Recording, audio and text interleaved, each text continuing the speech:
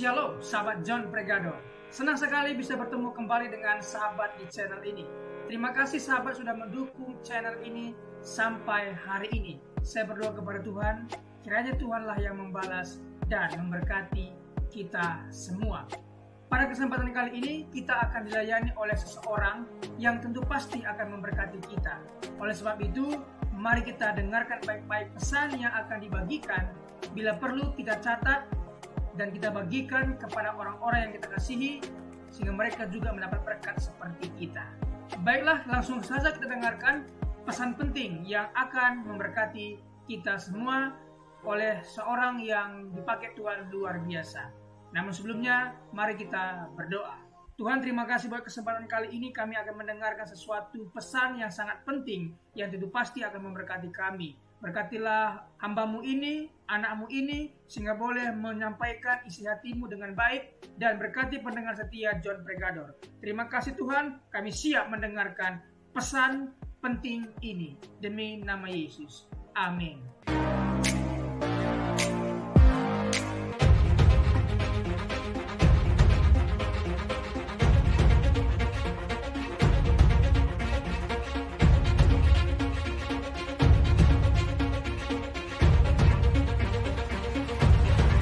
Ada yang bertanya sama saya, Pak Daud waktu tugas jaga presiden itu tugasnya apa?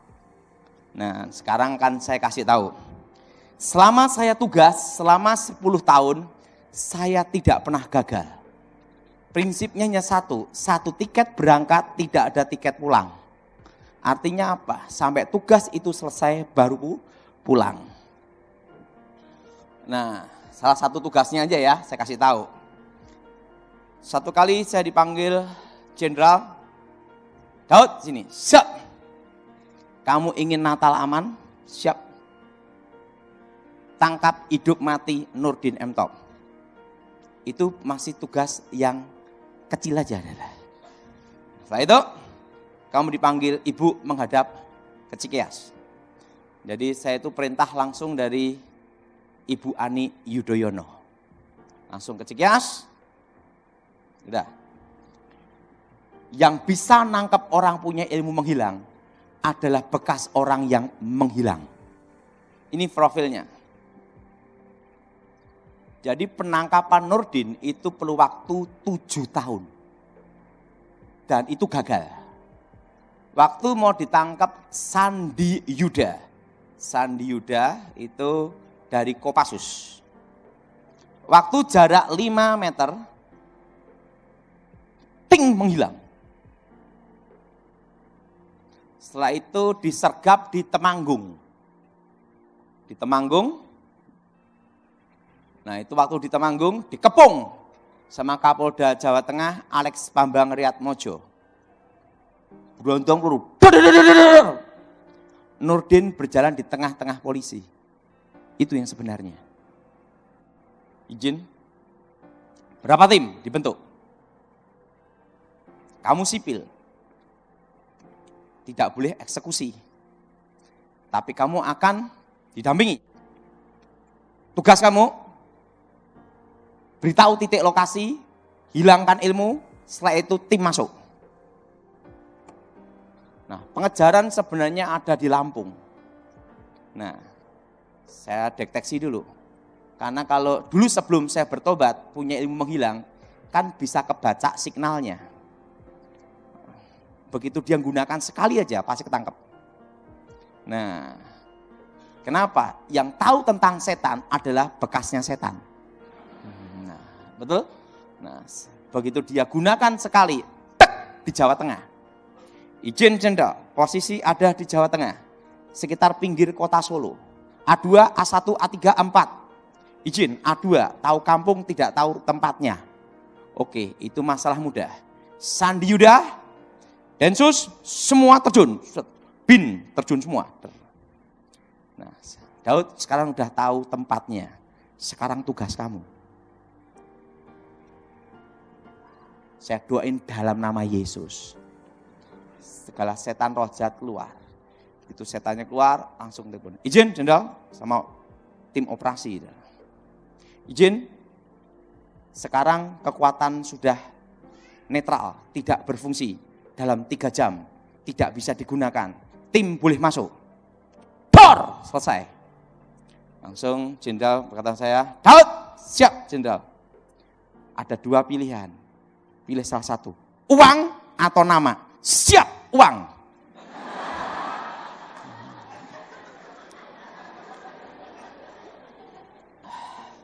Jadi yang dapat nama Densus. Uang saya. Dasar kamu pinter juga kamu. Nah, saya itu, udah. Itu salah satu operasi. Jadi Nurdin M. Top, Dr. As-Sahari, dan penggagalan bom Jati Asih. Saya semua. Nah, itu masih sebagian kecil aja. Masih banyak tugas-tugas yang diberikan ke saya. Tapi semua itu karena Tuhan. Amin. Terima kasih sahabat sudah mendengarkan penjelasan dari hambanya Evangelis Daud Tony. Beliau bercerita sewaktu masih menjaga presiden selama 10 tahun. Beliau diberi tugas untuk mengamankan kelompok garis keras yang selalu mengganggu keamanan negara maupun pengikut Kristus. Saat itu, Evangelis Daud Tony menyelesaikan tugasan dengan baik. Selanjutnya kita akan sama-sama belajar 7 hal yang membuat kelompok garis keras menutup dan membakar gereja. Kita harus tahu ini agar kita terhindar dari tindak kekerasan dari mereka, kelompok garis keras. Mereka yang terlibat dalam tindakan kekerasan seperti menutup dan membakar gereja memiliki beberapa faktor yang memotivasi tindakan mereka. Dalam presentasi ini kita akan membahas 7 faktor tersebut secara mendalam. Pertama, ekstremisme agama, penyimpangan agama. Beberapa kelompok garis keras dapat mengambil interpretasi atau penafsiran ekstrim dalam agama mereka dan menganggap bahwa cara mereka adalah satu-satunya cara yang benar untuk mempraktekkan keyakinan mereka. 2. Kesenjangan sosial. Ekstremisme sering merasa terpinggirkan atau tidak diperhatikan oleh masyarakat luas dan mencari pengakuan dan endorsement melalui tindakan radikal. Ketiga, politik agama. Pada kasus tertentu, ekstremisme agama dapat berkembang dalam lingkungan politik yang penganut agama tertentu dan mencari kesetiaan dari mereka yang terkena pengaruh tekanan politik. Inilah 3, ekstremisme agama, penyimpangan agama, kesenjangan sosial, dan politik agama. 2. Ketidakpuasan terhadap pemerintah. 1. Pelayanan publik yang buruk.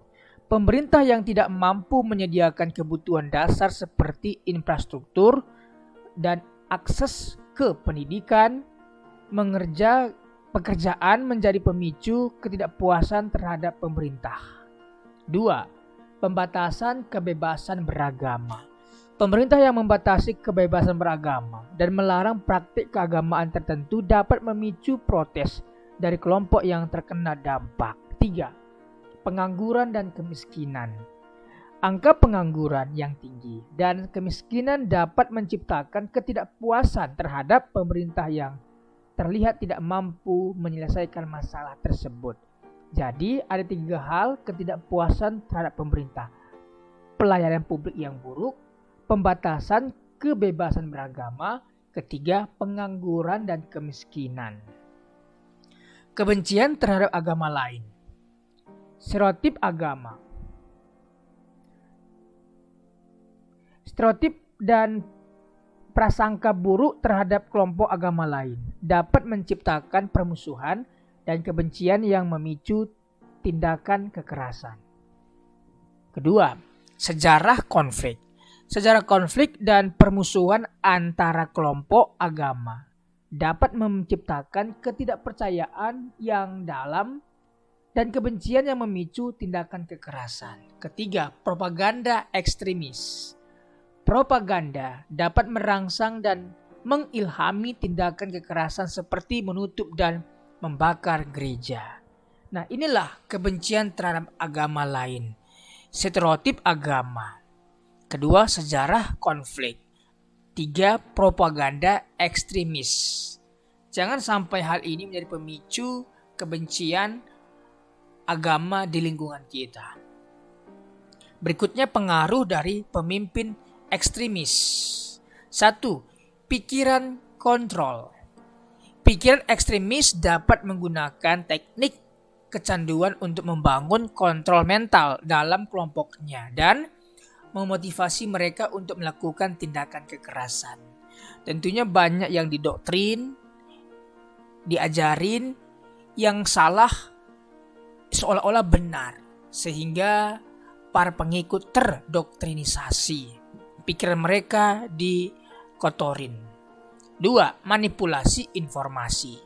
Pemimpin ekstremis dapat memanipulasi informasi atau fakta untuk mendukung pandangan mereka dan mendukung pengambilan keputusan radikal. Seringkali inilah yang digunakan.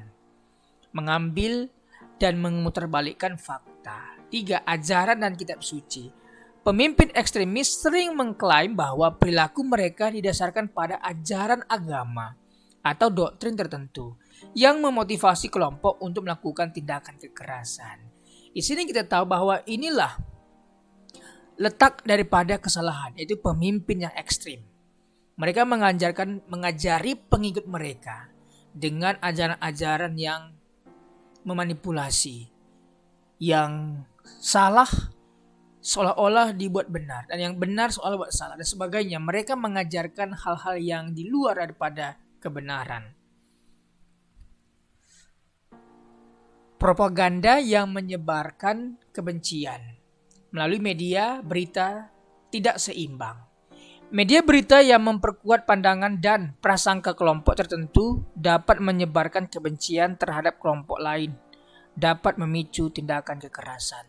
Seringkali media merupakan unsur pertama yang membuat propaganda, membuat kebencian. Karena media ini lebih mendukung pihak A dan pihak B sehingga terjadi kisruh, kerusuhan, dan akhirnya terjadi kekerasan di masyarakat. Terima kasih. Media sosial. Media sosial memudahkan penyebaran dan amplifikasi pesan yang berisi kebencian dan mencetuskan tindakan kekerasan seperti menutup dan membakar gereja. Banyak sekali yang terjadi di masyarakat kita. Warga setempat sudah memberikan izin, akan tetapi datang lagi warga yang bukan warga setempat, datang bergerombokan dan melakukan tindakan kekerasan dan penutupan gereja. Itu sering terjadi. Pemerintah tidak bisa hadir untuk mendamaikan hal ini. Jadi, sebagai warga negara yang baik, tentunya sudah diberikan hak bebas untuk beragama, memeluk agamanya masing-masing.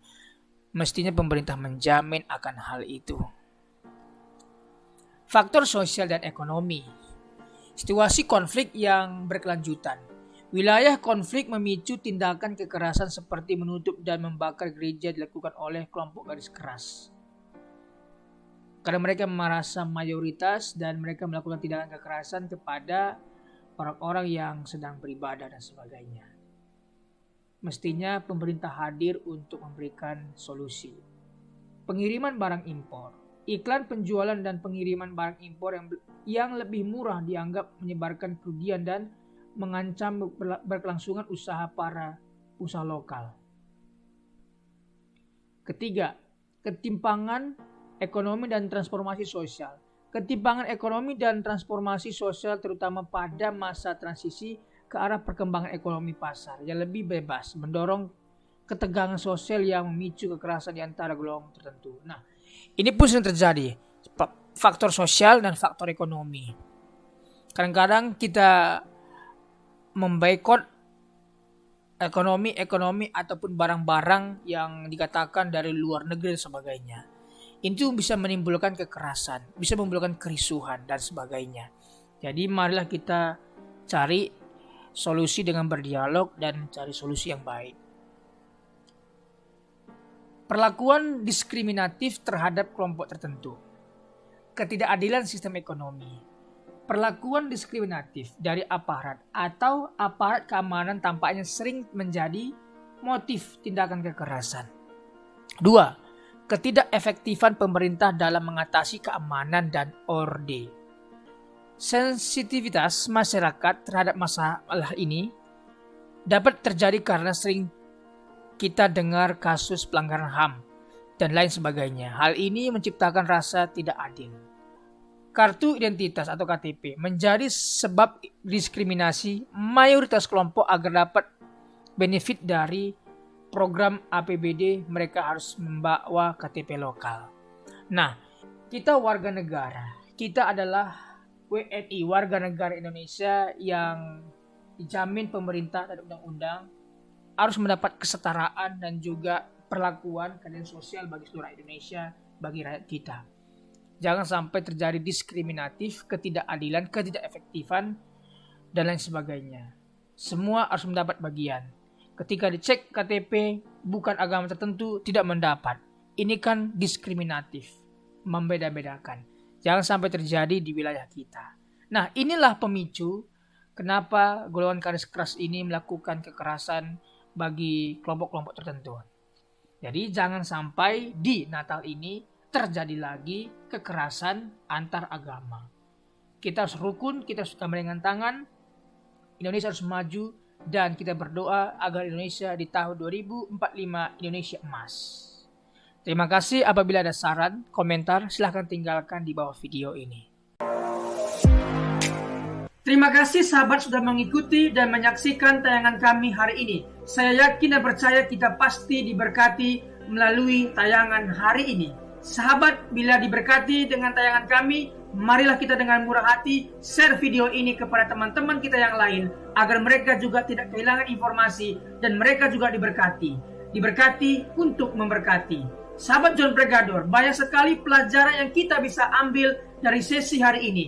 Catatlah baik-baik poin-poin yang telah disampaikan, simpan dalam hati, dan diaplikasikan dalam kehidupan sehari-hari. Saya yakin dan percaya itu bisa menjadi pelajaran dan rema buat kita, sekaligus membuat kita bijaksana dan bertanggung jawab dalam menjalani kehidupan ini. Sahabat John Pregador, apapun yang terjadi dalam kehidupan ini, tetaplah percaya kepada Tuhan, bersandar kepada Tuhan, pegang firman Tuhan. Karena firman Tuhan adalah pedoman hidup kita yang menuntun kita kepada jalan yang benar, yang membawa kita kepada keselamatan yang kekal. Jadi sahabat, mari kita mempergunakan waktu ini sebaik-baiknya. Selama hidup, selama masih diberikan kesempatan untuk berkarya, mari kita beri yang terbaik kepada Tuhan. Sahabat, apabila engkau dalam kesusahan, ingatlah firman ini. Marilah kepadaku semua yang letih lesu dan berbeban berat, aku akan memberikan kelegaan kepadamu. Pikulah kuk yang kupasang dan belajarlah kepadaku, karena aku lemah lembut dan rendah hati, dan jiwamu akan mendapatkan ketenangan. Diberkati orang yang mengandalkan Tuhan, yang menaruh harapannya kepada Tuhan. Ia akan seperti pohon yang ditanam di tepi air, yang merambat akar-akarnya ke tepi batang air, dan yang tidak mengalami datangnya panas terik, yang daunnya tetap hijau, yang tidak khawatir dalam tahun kering, dan yang tidak berhenti menghasilkan buah. Janganlah takut, sebab aku menyertai engkau. Janganlah bimbang, sebab aku ini Allahmu. Aku akan meneguhkan, bahkan akan menolong engkau. Aku akan memegang engkau dengan tangan kananku yang membawa kemenangan. Sebab aku ini mengetahui rancangan-rancangan apa yang ada padaku mengenai kamu. Demikianlah firman Tuhan, yaitu rancangan damai sejahtera dan bukan rancangan kecelakaan, untuk memberikan kepadamu hari depan yang penuh harapan. Tuhan memberkati engkau dan melindungi engkau. Tuhan menyinari engkau dengan wajahnya dan memberikan engkau kasih karunia. Tuhan menghadapkan wajahnya kepadamu dan memberikan engkau damai sejahtera. Tetaplah berpegang pada janji Tuhan. Diberkati sahabat John Pregador dimanapun berada. Pekerjaan apapun yang sedang dikerjakan, Tuhan buat berhasil. Darah Yesus bukan dalam berkat, keberuntungan, keberhasilan, masa depan yang penuh harapan diberikan Tuhan kepada setiap pendengar setia John Pregador. Terima kasih, Tuhan Yesus memberkati. Mari kita berdoa. Tuhan Yesus, terima kasih buat hari ini. Kami percaya setiap hari adalah hari yang baik Engkau berikan kepada kami. Dan hari ini pun kami merasakan kebaikan Tuhan dan tidak ada alasan kami untuk tidak mengucap syukur. Terima kasih sepanjang hari yang Tuhan berkati. Terima kasih renungan kabar baik yang sudah kami dengar hari ini. Diberkatilah kiranya semua pendengar setia John Pregador. Dibukakan jalan berkat, jalan keberuntungan, keberhasilan mereka. Pekerjaan mereka berhasil dan beruntung. Keluarga mereka diberkati oleh Tuhan. Terima kasih Tuhan Yesus. Pertemukan kami di hari-hari berikutnya dengan keadaan sehat dan baik, diberkati oleh Tuhan Yesus. Terima kasih buat pembicara narasumber hari ini. Diberkati pekerjaan, usaha, bisnis apapun yang mereka kerjakan, Tuhan buat berhasil dan beruntung. Terima kasih Tuhan Yesus. Demi nama Tuhan Yesus kami berdoa dan mengucap syukur. Haleluya. Amin.